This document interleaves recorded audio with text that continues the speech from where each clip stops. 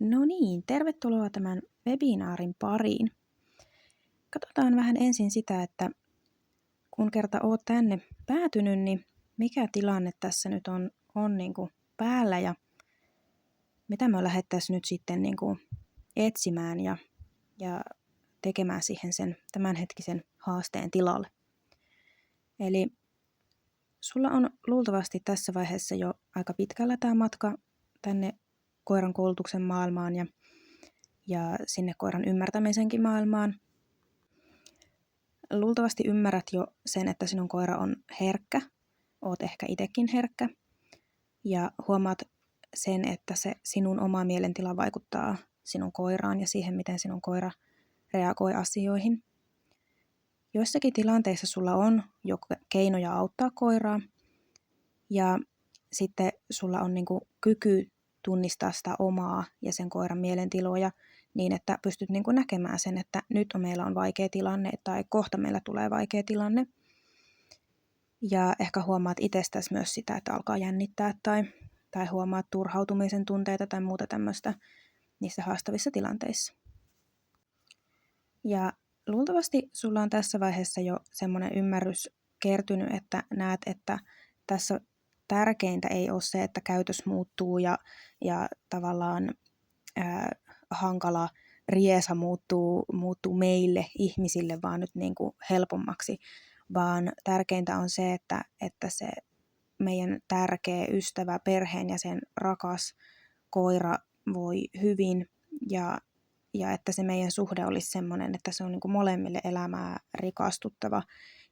Että tarkoitus ei ole se, että se koira on meille minkäänlainen työkalu mihinkään meidän menestykseen, vaan että me ollaan niin kuin yhdessä ja käsi kädessä ja tassu tassussa tavallaan tässä elämässä kulkemassa. Ja se on niin kuin suhde edellä mennään, että jos ei se suhde ole kunnossa, niin ei mikään ole sitten sen arvosta. Ja kuitenkin sulta jotain puuttuu, koska sä oot tänne päätynyt, eli luultavasti sulla on siellä jotakin sen suhteen kanssa vähän ongelmaa. Ehkä siellä on vähän semmoista sumuisuutta, että toisissa tilanteissa tuntuu, että sulla se yhteys on sinne koiraan ja välillä tuntuu, että se katkee. Ehkä sulla on vähän semmoinen, että toisaalta minä tiedän, minkälainen sinä olet, mutta toisaalta mulla ei ole mitään käsitystä, mitä sulle aina tapahtuu tietyissä tilanteissa, että mistä on kyse, miksi tulee vaikeaa ja mitä sille pitäisi tehdä. Ja monesti näissä kuormittavissa tilanteissa erityisesti se yhteys katkee. Se voi katketa meidän takia tai koiran takia tai molempien takia. Eli kun mennään sinne selviytymismoodiin tai siihen stressitilaan, niin se yhteys toiseen katkeaa. Ja sitten voi olla, että joudut joustamaan, muuttamaan elämääsi tosi paljon koiran takia. Eli siellä voi olla tämmöisiä asioita, että joutuu vaihtamaan vaikka lenkkireittejä tai ei voi harrastaa sitä lajia, mitä haluaisi harrastaa, tai joutuu paljon niin kuin ohjeistamaan toisia ihmisiä siitä, miten pitäisi oman koiran kanssa toimia. Ja voi olla, että sitä omaa elämänpiiriä joutuu aika paljonkin kaventamaan ja koiran elämänpiiriä joutuu kaventamaan, että se koira sitten siitä selviytyisi ja toisaalta myös, että me itse selviydyttäisiin siitä, koska ei se ole meillekään niin kuin mitenkään helppoa tai ei me niin kuin jakseta sitä, että meidän pitäisi kestää niitä vaikeita tilanteita ja auttaa sitä koiraa koko ajan ja niin kuin altistua sille semmoiselle voimakkaalle kiihtymykselle tai voimakkaalle käyttäytymiselle. Ei se ole meillekään niin kuin semmoinen asia, mitä me jotenkin haluttaisiin paljon tai jaksettaisiin sitä. Eli myös sen takia monesti sitten se elämänpiiri siellä kapenee. Sulla ei ehkä ole keinoja, millä niin kuin konkreettisesti auttaisit koiraa. Eli sulla voi olla jotain vinkkejä ja jotain, mitä voit yrittää, mutta ne ei oikeasti tuo sulle sitä apua. Eli se koiran käytös ei muutu siinä tilanteessa, eikä se muutu niin kuin pidemmällä tähtäimellä niin, että ne tilanteet muuttuisi vähitellen koko ajan helpommiksi ja helpommiksi. Ja sitten luultavasti jäät vähän kiinni niihin koulutuskeinoihin, eli joudut aina tekemään niitä sitten koiran loppuelämän ajan, koska et pääse tavallaan niistä keinoista nyt sitten siihen itsenäiseen osaamiseen. Eli kouluttamisen tarkoitushan on oppia ja oppimisen tarkoitus on sitten osata ja sen jälkeen kun osataan, niin ei enää kouluteta. Eli se askel jää siitä sitten pois. Ja sitten vaikka oot käynyt ehkä monessakin erilaisessa koulutuksessa ja oot saanut siihen apua erilaisista koulutustavoista, niin silti sitä ongelmaa edelleen on, sitä hankalaa käytöstä on edelleen tai sitä hankalaa olotilaa ehkä teillä molemmilla. Eli se tekeminen ei ole mukavaa, se ei ole rentoa, se ei ole vapautunutta ja niin kuin aidosti semmoista ilon kautta tapahtuvaa, vaan siellä on sitä kireyttä ja niitä hankalia epämukavia tunteita ja voi olla tosi voimakasta käytöstäkin. Ehkä molempienkin osalta saattaa joskus olla. Eli meille ihmisilläkin tulee sitten voimakasta käytöstä, kun on voimakkaat tunteet. Eli jostain syystä ne aikaisemmat opit ei ole tuottanut oikeasti lopulta tulosta. Ja oot päässyt jonnekin, oot päässyt eteenpäin, mutta et vielä ihan sinne, mihin haaveilet pääsevässä. Ja nyt me lähdetään sitten katsomaan tällä videolla sitä, että miten sinne voisi oikeasti päästä. Eli ne syyt, mitä siellä koiran käytöksen ja sen teidän haasteen taustalla on, näyttää suunnilleen tältä. Eli koiralla ei ole oikeasti omia taitoja. Nojataan niihin otollisiin olosuhteisiin ja siihen ihmisen toimeen, eli siihen, että sinun pitää aina ennakoida ja sinun pitää osata oikealla tavalla tehdä oikealla hetkellä oikeita asioita. Ja sitten se, että meidän pitää rajata sitä elämän piiriä, meidän pitää mennä oikealta etäisyydeltä ohi tai meidän pitää oikealla hetkellä mennä treeneihin tai tämmöisiä asioita, että jotta me sitten selvitään. Koiran kokonaiskuormitus on luultavasti liian suuri, eli koska niitä taitoja ei ole, niin sitten se johtaa siihen, että ne kaikki tilanteet on sille vähän semmoisia hallitsemattomia tilanteita, ja niitä on usein siellä arjessa ja harrastuksissa molemmissa, ja silloinhan se ei ole kestävää millään tavalla. Eli palautuminen jää liian vähäiseksi. Silloin niitä voimavaroja ei ole niiden haastavien tilanteiden kohtaamiseen ja niissä toimimiseen eikä uuden oppimiseen. Sitten me monesti toimitaan siellä itsehillinnän alueella, eli sen sijaan, että koira ei kokisi mitään tarvetta reagoida asioihin, sillä on se tarve reagoida, se kokee sen reaktion syntyvän sen kehossa ja mielessä, ja se vaan yrittää olla toimimatta sen mukaisesti. Tämä vie ihan hirveästi energiaa, ja itsehillintä kuluu käytössä, eli mitä enemmän me toimitaan siellä itsehillinnän alueella, niin sitä vähemmän sitä on käytettävissä sitten niihin oikeasti poikkeuksellisiin tilanteisiin. Koiraa ei monesti myöskään ohjata sinne tasapainoon, vaan nimenomaan vinoutetaan lisää. Eli koiralla on tietty rotu ja tietynlaiset omat ominaisuudet, ja sitten me lähdetään helposti vähän niitä ruokkimaan vielä entisestään. Eli vaikkapa paimenkoiralle tarjotaan tosi paljon paimennusta ja ajatellaan, että sillä se sitten päätyy jotenkin tasapainoon. Vaikka oikeasti sehän päätyy tasapainoon sillä, että ohjataan nimenomaan siihen, että sinun ei aina tarvitse toimia tuon sinun sisäsyntyisen toimintamallin mukaisesti, vaan sinä voit joskus olla paimentamatta ja sinä voit sen sijaan tehdä niitä asioita, mitkä oikeasti rauhoittaa sitä hermostoa ja lisää sitä palautumista. Eli tätä kautta mennään helposti myös sinne ylikuormitukseen. Ja samalla ruokitaan sitä, että koiralla on pitkällä tähtäimellä ei kovinkaan järkevät ratkaisumallit niihin haastaviin tilanteisiin. Eli kun koira kiihtyy, se alkaa tehdä sitä, mihin suuntaan sitä on vahvistettu. Monesti myös koira sulkeutuu ja ahdistuu, eli kun me yritetään koiraa auttaa tai kun sillä tulee se pattitilanne, niin se sulkeutuu ja ahdistuu ja silloin se ei teekään mitään tai se lähtee räiskimään tavallaan sille, että se ei ajattele. Se on vähän semmoinen aivoton, että nyt pitää vaan äkkiä tehdä jotain. Meille ihmisillekin voi käydä tälleen, jos meillä tulee joku stressitila, että me vaan lähdetään aivottomasti suorittamaan jotakin, missä ei oikeasti ole mitään järkeä, mutta se on niin ahdistava se tilanne, että siinä ei jotenkin pysty pysähtymään ja miettimään, mitä minun oikeasti kannattaa tehdä.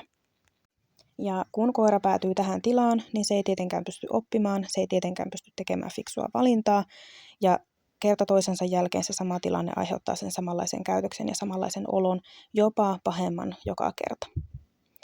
Sitten meidän puolesta liika yrittäminen ja ulkopuolinen apu pahentaa sitä ongelmaa, eli me tullaan sieltä koiran ulkopuolelta auttamaan sitä. Meidän keinot ei ole välttämättä semmoisia, mitä se oikeasti siinä tilanteessa tarvii. Ja sitten se ei rakenna sitä koiran omaa kykyä selviytymään. Eli palataan tuohon ensimmäiseen kohtaan, koiralla ei ole omia taitoja.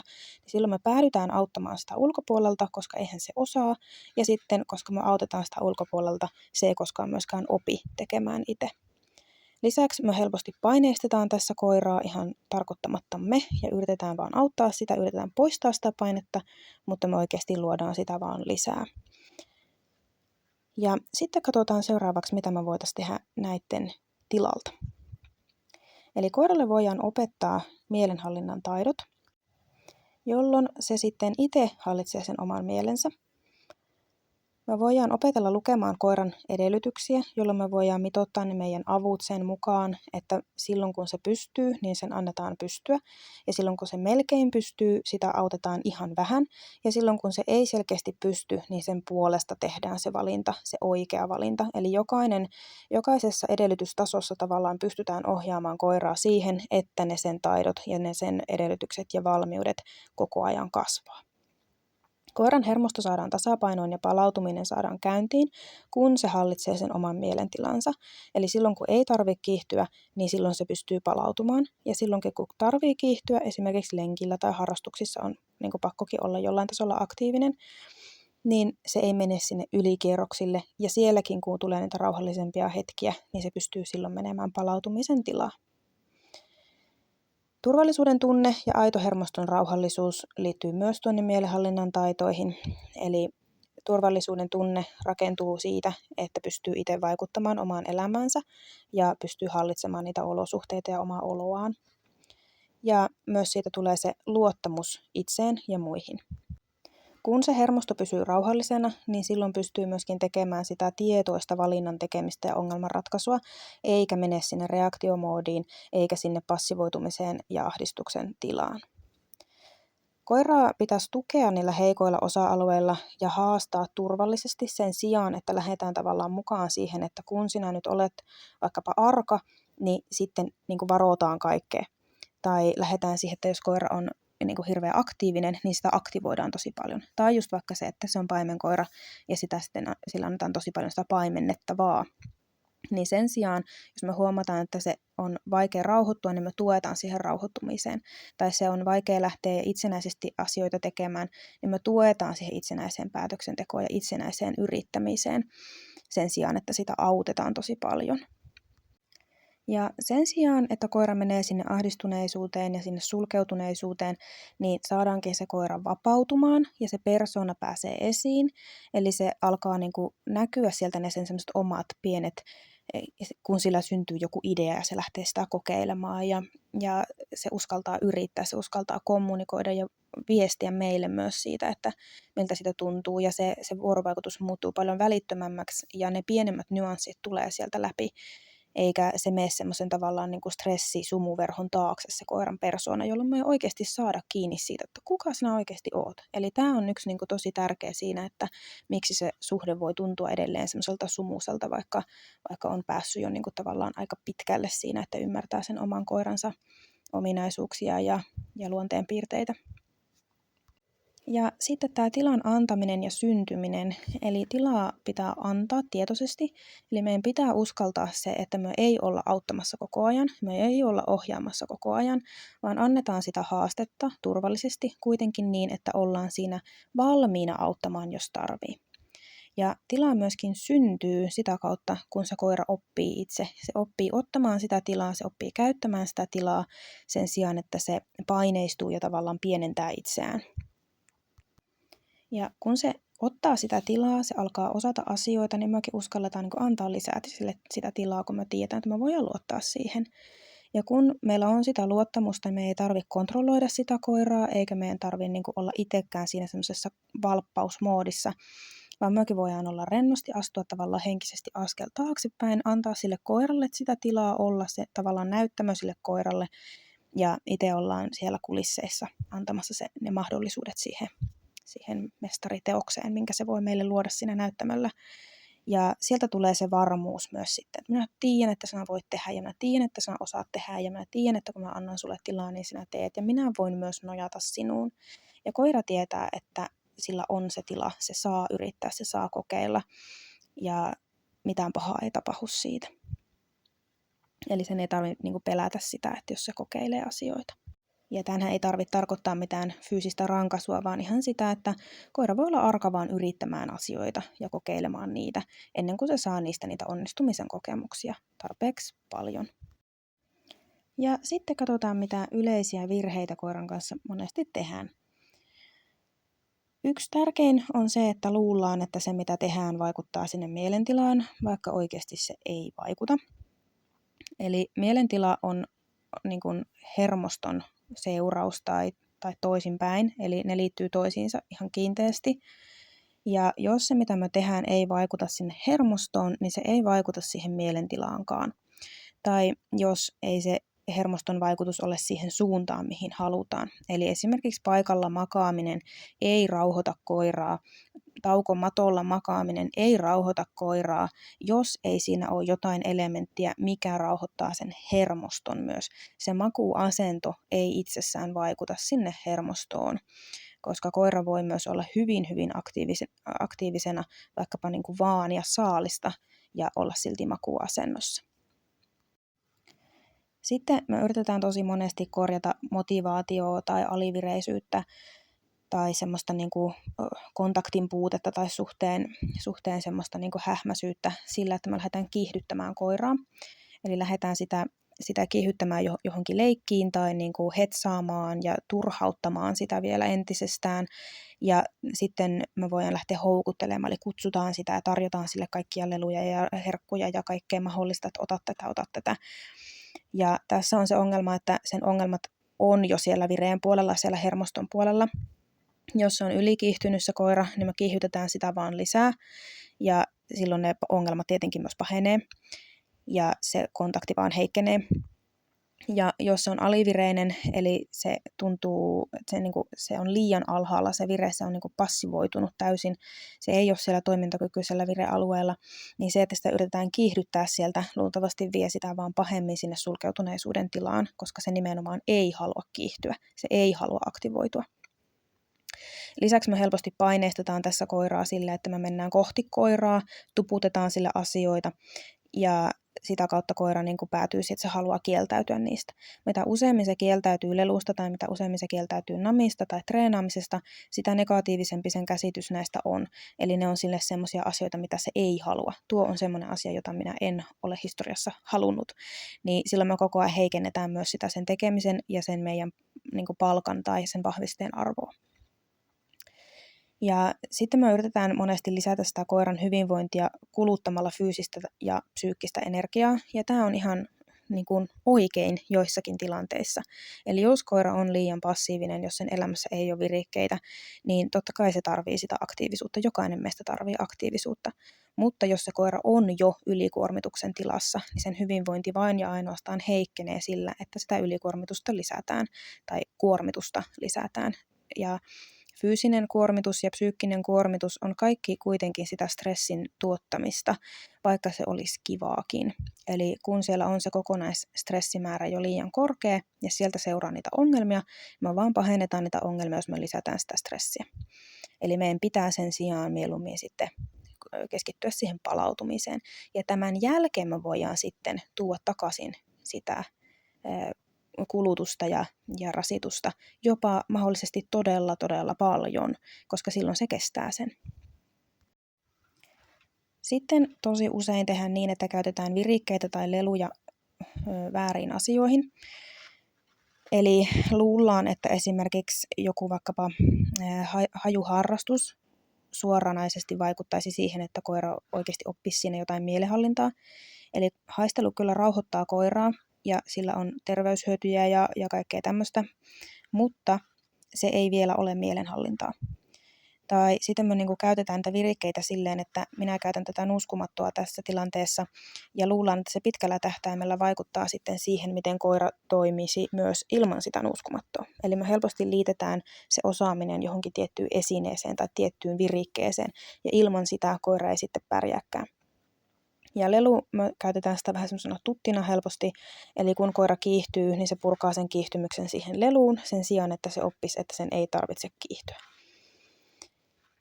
Sitten me vähän pelätään monesti sitä koiran huonoa käytöstä tai sitä ei-toivottua käytöstä niin sanotusti, eli vaikkapa haukkumista. Eli me ei sitä uskalleta antaa sen tehdä ollenkaan. Me heti jotenkin puututaan siihen jollain tavalla. Lähdetään houkuttelemaan tai kieltämään tai vähän nykästään hihnasta tai kutsutaan sitä tai jotain tehdään, jotta se loppuisi se ei-toivottu käytös. Ja vaikkapa harrastuksessa voi olla ihan se, että se vilkaisee sinne viereiselle radalle, niin meitä voi ruveta jo siinä ahistamaan, että apua kohta se lähtee sinne, pitää ottaa se kontrolliin. Jolloin koira ei opi sitä, että mitä se voisi sen käytöksen tilalta tehdä. Eli kun se ei ikinä joudu siihen päätöksentekoon itse, niin se ei myöskään ikinä opi tekemään sitä päätöstä, kun me aina tehdään se sen puolesta. Ja se oppii joko siihen, että se tarve on edelleen reagoida sillä tavalla, mutta se jotenkin fyysisesti siltä estetään, ja sitten se tarve tavallaan voimistuu ja voimistuu. Tai sitten se oppii siihen, että minä en voi lopettaa haukkumista ennen kuin ihminen tekee jotain. Minun pitää aina odottaa sitä, että se ihminen tekisi mulle nyt jotain, niin sitten minä vasta pääsen pois tästä tilanteesta. Eli luodaan semmoista riippuvuutta siihen, että minä en selviä vaikeista tilanteista ennen kuin joku ulkopuolinen taho tulee minut pelastamaan. Ja sitten me yritetään monesti hakeutua itse hyvään mielentilaan, yritetään järjestellä niitä olosuhteita sen sijaan, että me rakennettaisiin koiralle niitä valmiuksia kestää niitä kaikenlaisia olosuhteita ja kaikenlaisia mielentiloja myös meidän osalta. Tämä on hyvä välivaihe ja on hyvä ymmärtää se, että meidän oma mielentila ja ne olosuhteet vaikuttaa siihen koiraan. Ja totta kai meidän kannattaa yrittää helpottaa sitä, varsinkin silloin, kun koiralla ei vielä ole sitä osaamista. Mutta jos päädytään siihen, että sitä osaamista ei myöskään rakenneta, niin ei olla kestävällä tiellä. Eli silloin se elämänpiiri alkaa koko ajan vaan kaventua ja kaventua sen sijaan, että se pystyisi laajenemaan ja laajenemaan. Eli meidän kannattaa mieluummin sitten pyrkiä siihen vähitellen, että koira kestäisi myös sen, jos meitä jännittää tai meillä on jotenkin turhautunut tai jollain muulla tavalla hankala olotila itsellä. Ja myöskin sitten semmoisia olosuhteita, joissa saattaa tulla yllätyksiä tai saattaa olla kiire tai tämmöistä. Eli ne poikkeustilanteet on hyvä myös pystyä ottamaan vastaan sen rauhallisen hermoston kautta ilman sitä tarvetta siihen impulssikontrolliin. Ihan niin kuin ne olisi vaan normaaleja juttuja. Ja tässä vaiheessa voisin kertoa vähän itsestäni. Eli minä olen Anni Heiskanen, minä olen eläinten kouluttaja ja koirahieroja ammatiltani ja olen tehnyt nyt 8 vuotta tällä hetkellä eläinten kouluttajan hommaa ja nimenomaan ongelmakäytöskonsultointia. Ja minä olen kehittänyt tämän Seeking Trust-metodin ja minä olen perustanut tämän Humanitrainingin yrityksen. Ja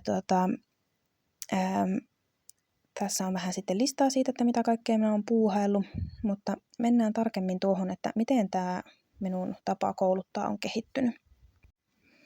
Eli mulla on omat koirat tällä hetkellä kuvassa näkyvä Noppa ja sitten Lappis Viima. Ja aikaisemman koiran kanssa, joka ei enää ole kuvioissa, niin meillä oli tosi isoja haasteita ja päädyttiin semmoisen kouluttajan luokse, joka sitten ei osannut kouluttaa niin kuin tämmöistä haastavaa tapausta ja sysäsi meidät vaan syrjään siellä kurssilla. Ja siitä sitten päädyttiin rajumpiin keinoihin, eli en ollut silloin vielä ammattilainen, en tiennyt itsekään mistään mitään. Ja päädyttiin semmoisiin keinoihin, joista sitten seurasi se, että meidän piti luopua tästä koirasta. Eli jouduttiin sitten kotia vaihtamaan sen takia, että luottamus meni niin totaalisesti niin kuin koiralla meihin ihmisiin ja niin kuin molemminpuolisesti. Eli sen takia minä tätä teen, että kenenkään muun ei tarvitsisi turvautua semmoisiin kouluttajiin, jotka kouluttaa eläinsuojelulain vastaisesti ja lupaa semmoisia tuloksia, mitä ei oikeasti niillä keinoilla myöskään voi saavuttaa ja joka on suoranaista väkivaltaa. Eli minun motiivinani on tähän se, että jos voin edes yhtä koirakkoa auttaa niin, että semmoisiin keinoihin ei tarvitse turvautua eikä käy niin kuin minulle kävi, niin koen, että olen onnistunut sitten siinä. Ja tuossa kuvassa näkyvä Noppa on yksi tärkein syy sille, miten tämä metodi on kehittynyt. Eli Noppa on aika haastava yksilö, se on äärimmäisen herkkä ja myös tosi itsenäinen. Ja semmoinen niin kuin oman tiensä kulkija. Tosi haastava yhdistelmä näitä ominaisuuksia ja kuitenkin tosi fiksu. Ja meillä oli sitten arkihaasteita sen kanssa ja harrastushaasteita sen kanssa ja ihmettelin sitä, että kun minä koulutan kuitenkin kaiken oikein ja olin siinä vaiheessa jo ammattilainenkin, niin miksi ei se niin kuin opi. Ja ainut selitys, mitä keksin, oli se stressi. No miten minä siitä stressistä pääsen eroon? Ei voi kaikkia olosuhteita muuttaa ja en edes tiedä, mistä se stressaa, koska kaikki niin kuin periaatteessa paperilla pitäisi olla hyvin. Ja tämän seurauksena päädyin sitten tutkimaan enemmän sitä, että miten minä voisin auttaa sitä niin kuin itseään selviytymään niistä stressaavista tilanteista. Ja niin kuin, kun minä en kerta tiedä edes, mitkä ne sen stressaavat tilanteet on, niin miten se niin kuin voisi itse niissä selviytyä ja miten se voisi sen niin kuin voimavarat ja valmiudet ja kyvyt niin kuin kehittyä ja kasvaa, jotta päästään pois siitä stressitilasta ja se oppiminen voi sitten, niin kuin se mahdollistuu myös sitten niissä meidän niin kuin minunkin tietämissäni haasteissa.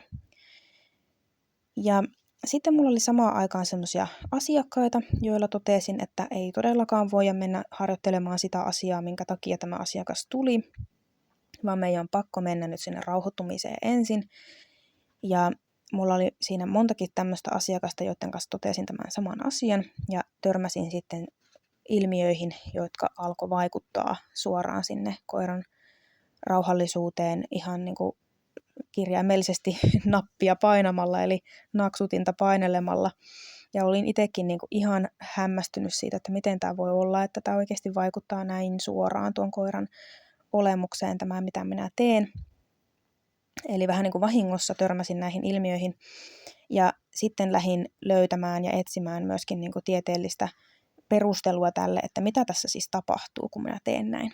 Ja sieltä lähti sitten tulemaan enemmän se tieteellinen puoli tähän, eli löysin sieltä paljon sitten erilaisia ilmiöitä, mitä tapahtuu siellä hermostossa ja fysiologiassa, ja näiden perusteella on sitten kehitetty tämä koko protokolla, mikä tällä hetkellä on olemassa. Katsotaan sitten vähän sitä, että mitä se mielenhallinta nyt siis oikeasti on. Eli voidaan ajatella näin, että mielenhallinta koostuu tämmöisistä palapelin palasista, tai palapelissä on tämmöisiä niin kuin osa-alueita, ja ne kaikki koostuu palasista. Jokainen näistä palasista voidaan ajatella, että se on niin kuin harjoitus, tai tietty semmoinen pienempi palanen siitä osa-alueesta. Ja jokainen osa-alue on kytköksissä toisiinsa, ja ne voi muodostaa tämmöisen niin kuin yhtenäisen mielenhallinnan osaamisen. Loppujen lopuksi oikeasti yhdelläkään koiralla ei ole täydellinen palapeli, eli elämä muuttuu koko ajan ja sen kautta meille ilmenee myös niitä asioita, joissa niitä puutoksia on. Eli mitä haastavampi tilanne, sitä selkeämmin se näkyy, mistä vuotaa. Eli jokaisella koiralla on jossain kohdassa jonkinlaisia rakoja. Mitä enemmän niitä rakoja on tai mitä isompia rakoja tietyillä osa-alueilla on, niin sitä enemmän se alkaa näkyä siellä käyttäytymisessä ja siellä niin kuin hyvinvoinnissa. Ja sitten taas, niin kuin sanoin, niin jos sitä painetta kohdistuu tosi paljon tämmöiseen reikäiseen palapeliin, niin sen huomaa sitten selkeämmin myös, että siellä niitä reikiä on. Tuolla oikealla on listattuna eri väreillä noita osa-alueita, ja ne eri värit sitten edustaa tuossa palapelissä niitä osa-alueita myös. Ja tässä nähdään keskellä sitten tämmöinen palapeli, josta puuttuu noita osa-alueita, ja siinä on sitten alla lista, että mistä osa-alueista siitä palasia puuttuu. Eli näitä osa-alueita meidän pitäisi lähteä myöskin vahvistamaan sitten niillä mielenhallintaharjoituksilla siinä Seeking Trust-protokollassa. Eli jokaiselle osa-alueelle on omat harjoituksensa, jolla saadaan niitä rakennettua. Ja nyt jos meillä on haasteita esimerkiksi siellä harrastuksen puolella, että koiran kanssa ei ole sitä hyvää yhteistyötä tai yhteys ei pelaa siellä, koira on reagoimassa ympäristöön ja niin edelleen, niin sieltä taustalta löytyy tämmöisiä mielenhallinnan osa-alueita kuin se hermoston rauhoittamisen taito, vireensäätely nimenomaan sieltä hermoston tasolla ja nimenomaan sieltä korkeasta matalaan, eli ei pelkästään silloin, kun kaikki on rauhallista, vaan myös silleen, että kun on jo kiihtynyt, niin miten siitä sitten palaudutaan nopeasti ja aidosti. Ja sitten myöskin se, että myös tekemisen aikana pystyy säätelemään sitä omaa hermostonsa tilaa. Keskittymiskyky on tässä myös tärkeässä osassa, vapautuneisuus, eli se, että koira pystyy oikeasti niin kuin olemaan oma itsensä kaikki ne ominaisuuksineen myös semmoisessa haastavassa tilanteessa. Ja sitten ongelmanratkaisukyky on tosi tärkeä, itsenäisyys rakentavalla tavalla, eli ei silleen, että koira lähtee vaan itsekseen tekemään jotakin, mitä omasta mielestään ajattelee järkeväksi, joka ei lopulta ole järkevää, ja ahdistuu sitten, kun ihminen yrittää tulla auttamaan, tai ihmisen on pakkokin ehkä ottaa koiraa jopa vaikka kiinni tai hihnaan tai näin, niin sitten, että se olisi koiran mielestä jotenkin ahdistavaa, niin ei näin, vaan nimenomaan sillä tavalla, että sillä on ne keinot, ja se on niin kuin itse varma, ja se pystyy sitten myöskin ratkaisemaan niitä ongelmia ollessaan itsenäinen. Ja sitten valinnan tekemisen taito. Eli taito valita, mihin reagoi, millä tavalla, miten voimakkaasti, milloin rauhoittua, milloin kiihtyä, minkä verran. Eli siinä on tosi tärkeässä osassa myös se valinnan tekeminen, että pystyy mielensä hallitsemaan. Ja sitten millä harjoituksilla näitä osa-alueita lähdettäisiin rakentamaan, niin aidon hermoston rauhoittamisen ja omaehtoisen rauhoittumisen harjoitukset on tässä ihan ensimmäisenä tärkeimpänä. Häiriönsieto hermoston tasolla on oma harjoituksensa. Intervalliharjoitukset on sellaisia, missä on erityyppisiä intervalleja. Eli intervalli nyt sananakin kertoo sen, että siinä vaihtelee se kiihtymys korkeasta matalaan ja toisinpäin. Eli hallitusti ja tiettyä tavoitetta kohti mennään näissä erityyppisissä intervalliharjoituksissa niin, että se koiran kyky sietää kovia kierroksia paranee, eli reaktiokynnys nousee korkeammalle. Vaikka se olisi yhtä kiihtynyt kuin ennenkin, niin se ei silti ole siellä reaktiomoodissa niin kuin ennen. Ja sitten se, että se pystyy pysymään siellä hallitun toimintakyvyn virealueella tehdessään asioita ja pystyy itse laskemaan sitä virettä sieltä, kun huomaa, että se reaktiokynnys alkaa sieltä lähestyä. Näissä harjoituksissa harjoitellaan siis sitä, että koira pystyy hallitsemaan sen kiihtymyksen tason, se pystyy rauhoittumaan korkeilta kierroksilta ja se pystyy rauhoittumaan hyvin niin kuin syvään rauhallisuuden tasoon myös. Ja sitten se, että se reaktiokynnys siirtyy. Mahdoton tehtävä on tosi hyvä harjoitus, eli koira joutuu siinä sitä itsenäisyyttä ja sitä itsensä puskemista ja haastamista siinä sitten harjoittelemaan ja ongelmanratkaisukykyä myös. Eli siinä annetaan koiralle sellainen tehtävä, minkä suorittaminen on mahdotonta. Ja tietyllä hetkellä se sitten annetaan sille mahdolliseksi se tehtävä. Eli se pystyy siinä sitten onnistumaan ja saa sieltä sitten sen onnistumisen kokemuksen ja se asia vahvistuu, millä hetkellä se sitten annetaan sille. Keskittymisharjoitus on tärkeä, eli pystyy keskittymään siihen, että mitä se oikeasti kuulee, mitä sille annetaan ohjetta, mitä pitikään nyt tehdä. Lämpöpeli on kaikille harrastajille ihan ehdoton, eli siinä lämmitellään se mielentila sitä suoritusta varten, ja näin pystytään ennakoitavasti sitten tietämään, missä muodissa se koira milloinkin on. Ja lämpöpeli säädetään sen mukaan, minkälaiseen kiihtymystasoon missäkin lajissa halutaan. Käänteiset intervallit on tosi hyvä siihen vapautuneisuuteen, varsinkin sellaisella koiralla, jolla on taipumusta siihen, että se kiihtymys tuntuu siitä epämukavalta ja ahdistavalta. Eli toimii niin, että kun kiihdyt, niin saat rauhoittua. Eli palkkana toimii se rauhoittuminen. Ja sitten valinnan tekeminen, omaehtoinen tauko ja se, että meneekö koira kohti vai päättääkö se mennä pois, niin nämä on tosi hyviä harjoituksia myös. Koiran taitoja lähdetään rakentamaan siis niin, että ensin opetellaan nämä mielihallinnan perustaidot, eli rauhoittuminen, vireenhallinta ja häiriönsieto. Samanaikaisesti kannattaa harjoitella myös itse näitä niin kuin omaa mielen tilan tunnistamista, koiran lukutaitoja ja koiran ohjaamisen taitoja. Sitten rakennetaan näiden taitojen päälle ja niiden varaan sitten nämä syvemmät mielenhallinnan taidot, eli vapautuneisuus, ongelmanratkaisu, valintojen tekeminen, turvallisuuden tunne ja niin edelleen. Eli sitten näiden päälle voidaan lähteä viemään se käytännön sovellus. Eli näiden edellä mainittujen taitojen, sen mielenhallinnan osaamisen liittäminen niihin konkreettisiin tilanteisiin, sinne harrastukseen ja arkeen.